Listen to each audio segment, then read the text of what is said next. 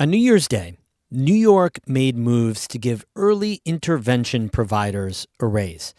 These are therapists who help babies and toddlers with developmental delays, and their work is crucial to prevent bigger problems for these children later in life. Now, get this. This boost in pay for these important therapists is their first since, are you ready? Since 1994. This may be why New York has the worst ranked early intervention program in the country.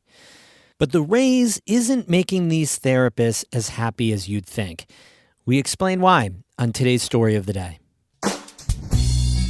Support for Story of the Day comes from Claxton Hepburn Medical Center, dedicated to providing patient care and regional services to the people of St. Lawrence County. claxtonhepburn.org.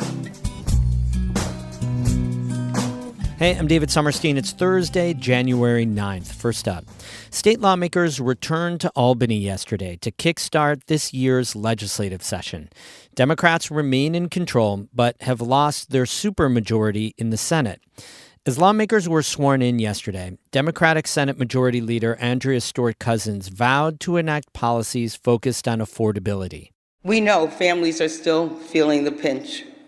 And we know the challenges ahead require maintaining and strengthening our resolve to make New York more affordable. Meanwhile, Republicans are leveraging national momentum for conservative policies. But for both parties, the focus seems to be all in one place: pocketbooks. Jung-Yoon Han with the New York Public News Network reports.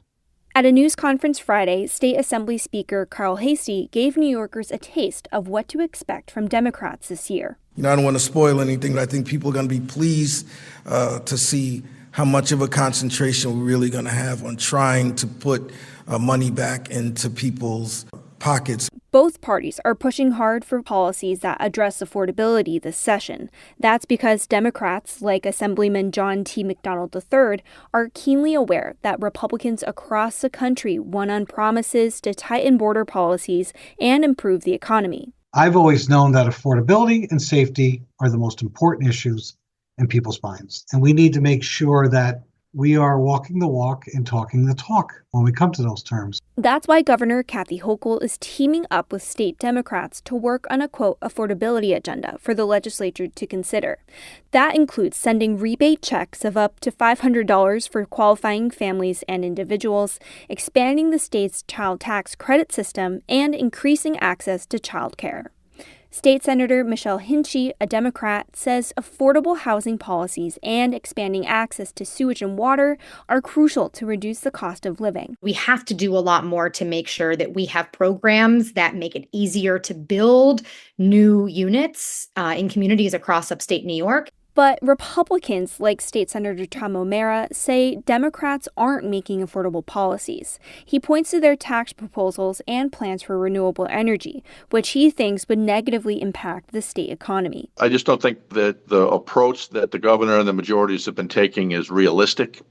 I don't think it's going to be reliable, and it's not going to be affordable either in the long run. Another topic lawmakers will address is education, specifically how the state distributes funds to school districts. But Republicans like State Senator Pat Gallivan question that proposal. It doesn't seem fair to me if we're saying that we're going to give more money to people who live in certain zip codes than providing for those that live in other zip codes. The governor is expected to emphasize affordability and health care, among other topics, during her annual speech to the state next week.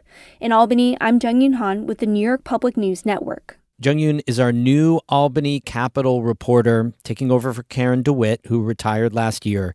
We are super excited to hear Jung-Yoon's work here on NCPR.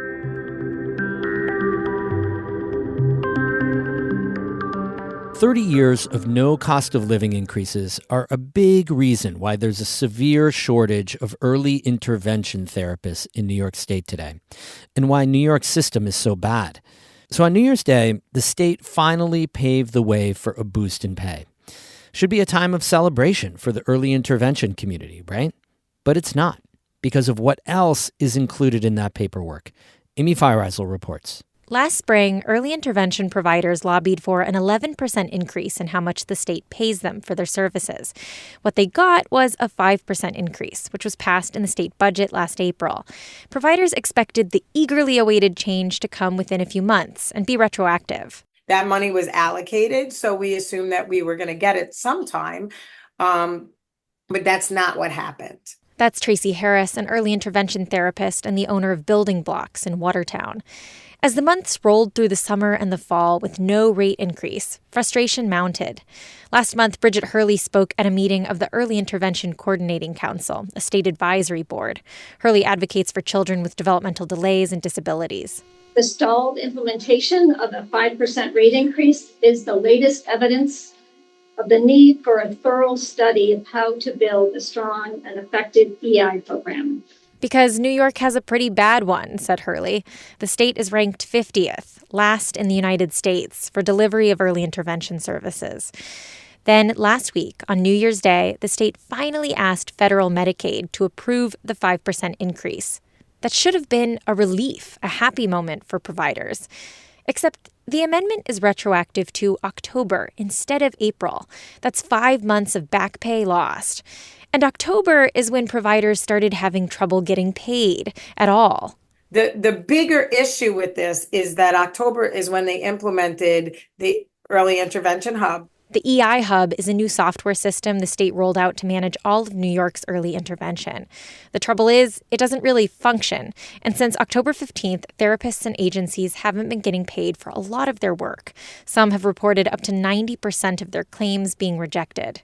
The week before Christmas, I had several therapists reach out to me saying that they were not reimbursed what they were expected to be reimbursed and that they did not have money for their holidays. So this all comes on the heels of a lot of frustration, heartbreak, and therapists leaving a field that's already suffering a worker shortage. And the state also asked Medicaid for something providers say they had no idea was even being considered: an overall 20% cut in the rate for telehealth therapy. Stephanie Bergio is an early intervention therapist working downstate in New York City, where the cut would be 22%. She says this will be the end of early intervention telehealth. Who's going to work with a 22% decrease? That's a big cut. Bergio provides both in-person and telehealth therapy. How that works is Bergio coaches parents to provide the therapy themselves. And a lot of times it's really, really beneficial for the parent and the child so that the parents get to learn these fundamental skills, right? That the parents can foster joy and attention with their child and not just rely on a therapist to do it. Initially, early intervention telehealth visits were an alternative during the height of the COVID-19 pandemic. Since then, they've become standard practice for families with challenging work schedules and children who live in remote areas, like northern New York. Bergio says it's also been a solution for families on wait lists to get a therapist at all. So now what happens to those families that were waiting and waiting and waiting, and now there's going to be virtually no telehealth providers? So now they're just going to wait and get absolutely no one. I reached out for comment to both Governor Kathy Hochul's office and the Department of Health, which oversees the Bureau of Early Intervention. The DOH responded via a written statement. It called the 20% telehealth reduction an administrative savings that would refocus the program to more personal, direct care. Essentially, that the reduction will incentivize in-person therapy. Tracy Harris in Watertown says that's not going to work. The issue with that theory is that the places where we're doing the telehealth, and the reason why we're doing the telehealth is because there's already a provider shortage.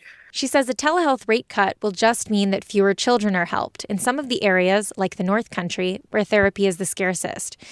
And there's a bigger consequence to nickel and diming early intervention providers. Bridget Hurley, the advocate we heard from earlier, says it means families getting less of the help that will improve their kids' lives. 1 in 3 infants and toddlers who receive early intervention services do not later present with a disability or require special education. Losing those services snowball as the child ages. More children go into kindergarten with unaddressed delays and disabilities.